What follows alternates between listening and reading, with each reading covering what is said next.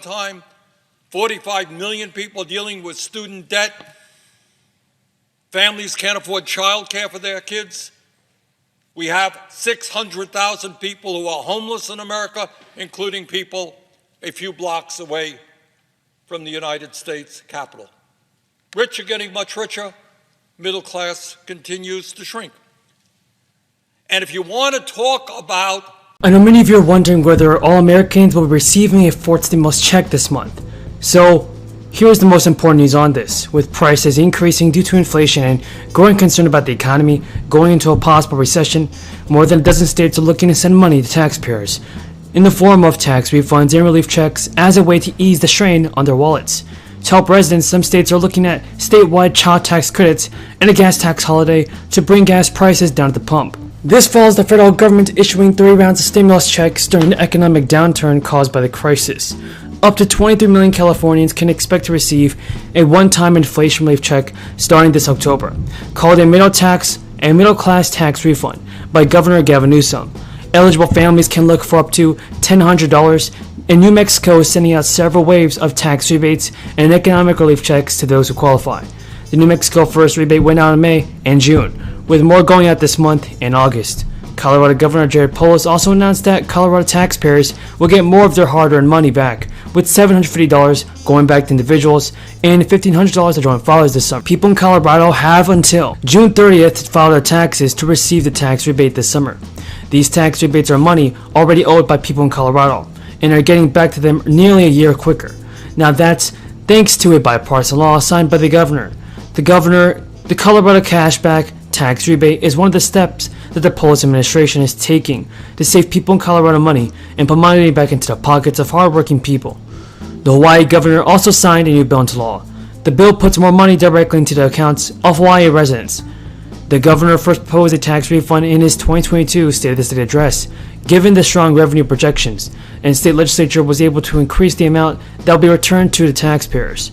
The plan provides a tax refund of $300 for taxpayers who earn less than $100,000 a year, or couples earning less than $200,000.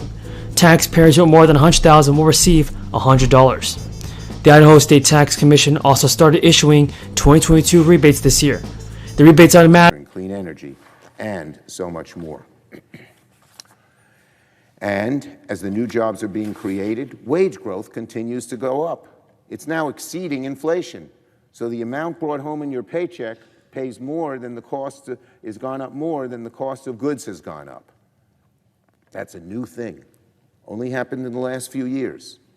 And the policies that we have passed here in the Senate, that Democrats have passed here in the Senate, frankly, are making a huge difference. Go to people who were full-year Idaho residents for 2020 and 2021.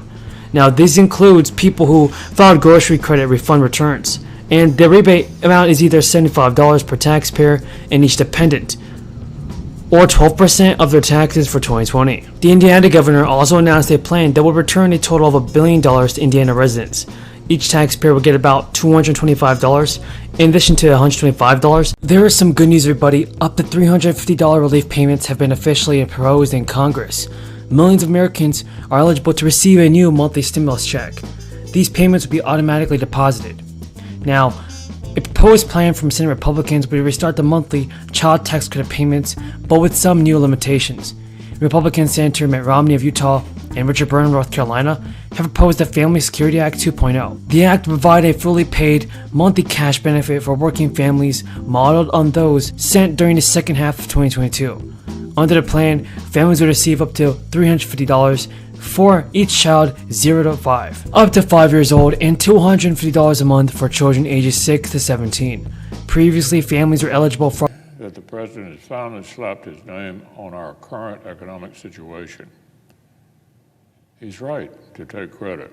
Working families won't be in this mess if he hadn't spent his first few months in office ramming $2 trillion in left-wing spending down the throat of our economy. So owning the runaway inflation Washington Democrats helped produce is one thing, but it's about time they focused on fixing it.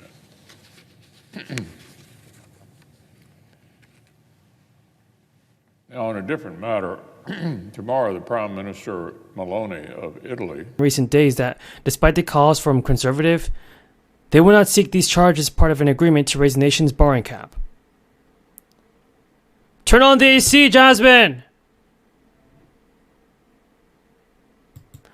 Because the House Republicans, everybody, like Mitch McConnell, have told reporters that there is no agenda on the part of Senate Republicans to revisit Medicare or Social Security, period. Adding that he has noticed that the Speaker of the House has said the same thing. Now, if both sides hold their positions firm, that is, the fiscal debate will begin tomorrow. And now Biden plans to address the deficit in future events, in which he will criticize the Republican proposals that he says add a lot of debt to the nation, a lot of debt that people just can't handle, a lot of debt that people shouldn't be handling. Plus, the debate excludes primary spending side drivers of future federal debt, and both security, Medicare trust funds are currently spending more than they take in payroll from taxes and other revenue sources, a growing gap that is included in how the government accounts for the total size of its budget deficit. The budget deficit has already predicted Social Security will grow by 2/3 over the coming decade.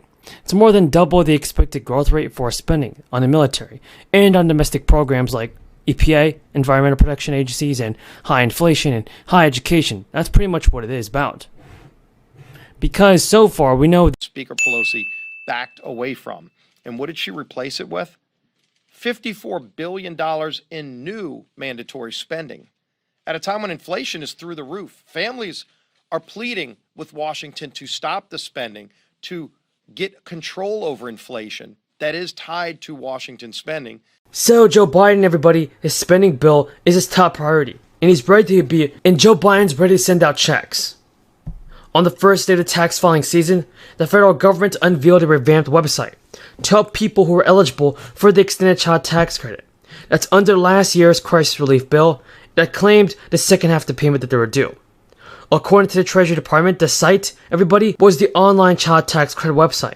And folks, this showed taxpayers his filing options. It also included eligibility information and the instructions on how to obtain the credit. Folks, this is very useful information for those of you that received an expanded monthly CTC payment last year.